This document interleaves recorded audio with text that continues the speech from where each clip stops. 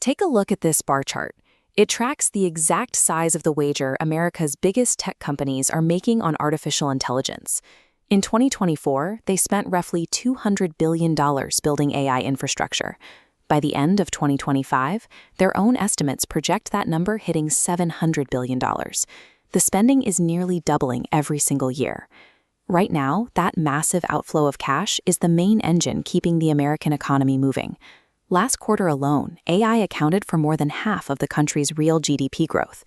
Without this specific tech spending, the US would be flirting with a recession. You hear arguments constantly over whether these chatbots are overhyped, or if they are eventually going to take your job. But those arguments miss the actual vulnerability. Investors are perfectly happy funding hundreds of billions in losses today, provided the payoff shows up on schedule. Look at these two side-by-side timelines. The entire tech economy is caught in a race between two conflicting clocks. On the left, we have the time it takes to build the physical power infrastructure. On the right, we have the rapidly approaching expiration date of the AI hardware itself. If these two clocks fall out of sync, the capital currently funding all of this construction gets sick of waiting. The money leaves to find a return somewhere else, and the $700 billion bubble pops. This timeline charts the wait to access America's largest power grid. You can't just build a data center and plug it in. You must join an interconnection queue. In 2008, the wait was 2 years. Today, it has stretched past 8 years, and that wait list is just to get permission. The heavy machinery required to actually generate the electricity is structurally constrained.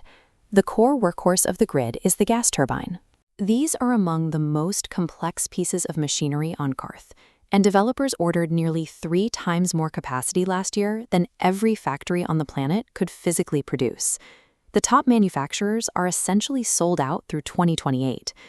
Beyond turbines, critical grid infrastructure like transformers and transmission lines also face multi-year shortages and regulatory delays. Industrial electrical transformers now take over 2.5 years to source. If you want to run new transmission lines, you are looking at 6.5 years of permitting delays and material backlogs.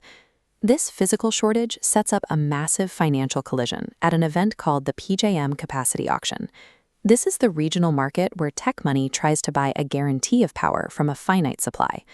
This graph shows the clearing price for power guarantees. When dozens of data centers showed up demanding immediate round-the-clock electricity, the system broke. In a single year, the cost to secure power spiked 830%. The region's bill jumped from $2.2 to $15 billion. Big tech is famous for throwing cash at its problems, but no matter how many zeros they add to the check, they cannot summon raw materials and complex manufacturing out of thin air.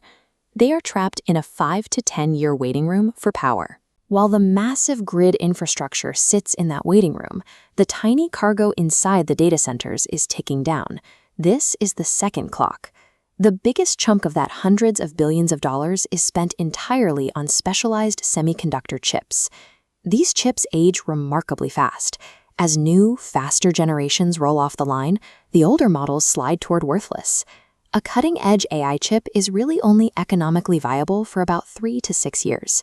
When a company buys this hardware, they spread the cost across the years the chip stays useful, an accounting process called depreciation. If an executive lengthens that official lifespan on paper, annual expenses drop and reported profits immediately look bigger. This exact accounting maneuver is happening right now. Meta stretched its server lifespan to 5.5 years, erasing nearly $3 billion in depreciation costs. Meanwhile, Amazon walked their estimates back from 6 years down to 5, explicitly citing the fast pace of AI development. This caught the attention of Michael Burry, the investor famous for calling the 2008 housing crash. He believes the tech industry is severely understating depreciation, essentially masking how fast these expensive chips actually expire. Two tech giants can look at the exact same silicon and reach completely opposite conclusions about when it dies. If the companies themselves cannot agree on a true useful lifespan, the timeline for anyone seeing a return on investment is nothing more than a guess. Now, look at what happens when we overlap these two realities. The power infrastructure takes a decade to arrive, while AI chips become obsolete in half that time. This creates a massive dead zone that we can actually measure. This chart tracks a Bloomberg projection comparing chip sales to power generation.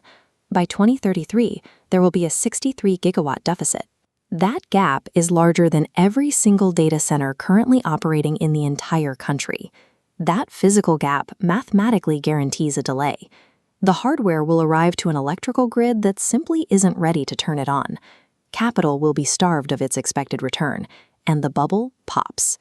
The success of the technology itself is what ultimately threatens to burst the AI bubble. Here is the first half of the feedback loop. As the AI models succeed, demand for computing power spikes. Everyone rushes to build data centers.